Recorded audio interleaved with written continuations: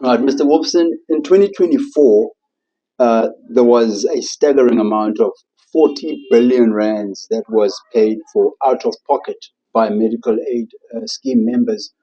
Why such a high amount? That's been rising for about 6% since 2015. Well, the medical aids have got their story, and I've got my story. And my feeling is that 90% of the people that go to hospital today are PMBs. They are. If you look at the demographics of people that go to hospital, they're older. They they they need their RPMBs. A young person goes to hospital, there's a good chance he is a PMB because it's traumatic. Something's happened to him that's traumatic. Or he's got cancer, which is a terrible thing. It happens to young people as well. So he's also. And then when you get to and the older you get, the more PMB codes you are going to accumulate. Remember, there's only 270 conditions, but those conditions are split into 10 or 11,000 PMB codes. Fortunately, with the help of technology today, you can get those codes very quickly. It's not difficult to get a code, and of course, the most important thing is your DTP code.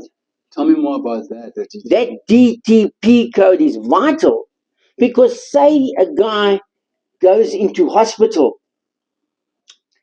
and they take out a tumor as big as this phone, and I've seen it. I've been in theatre. Big as this phone, ugly looking thing. They take the tumor out. His leg is at huge risk. So now, the medical aid is going to say it's not life-threatening. But it is. Because now his leg is completely unstable. He's had this bigger than this pulled out of his leg. They've had to go and they've had to cut tendons, nerves, supplies. That thing is relief. The only way you can relieve it is to support it. Initially with a cast and then with a brace. And often my surgeon doesn't allow the patient off the bed, operating theatre table until he's got the brace on. Why? That leg's wobbly. So, but now the DTP code, the designated treatment code, says that he must go back to hospital, says he must have physiotherapy, says that if the doctor thinks it's right for him to have a brace, everything falls under the PMB code. Very important, which I've learned through trial and error. Nobody told me that there's a DTP code. The medical aid, for some reason, certainly will not tell the patient A is a PMB, B, he mustn't worry, he's going to be looked after. So there's a DTP code. No ways will the medical aid help the patient out of it. Medical aid will just watch the patient suffer, and it doesn't help the patient, the medical aid. I can't understand, because what happens if he has to find all this money to pay the suppliers, to pay the hospitals, to pay the scans, to pay what's going to happen to his premium? He won't be able to afford his medical aid. Then he'll be suspended. And then the medical aid loses it. Why doesn't the medical aid just help the guy? They know the DTP code. They know the PMB code. Why don't they just help the guy? I can't understand it. I'm just hoping that they don't think that this 40 billion is their profit, because it's not. I mean, the fact that these out of pockets are rising by 6% every year.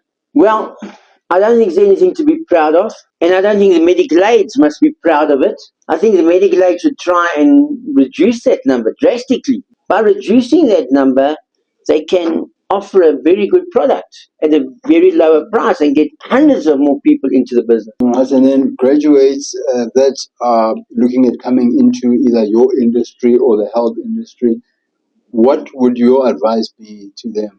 I love my profession. I love the work I do. And my advice to them is come into the business, but become a student of the laws and the regulations. Because unfortunately, you cannot really spend 100% of the time doing what you love. You're only going to spend 60% of the time doing, and 40% is going to be spent chasing medical aids for payments. What is your hope for this book?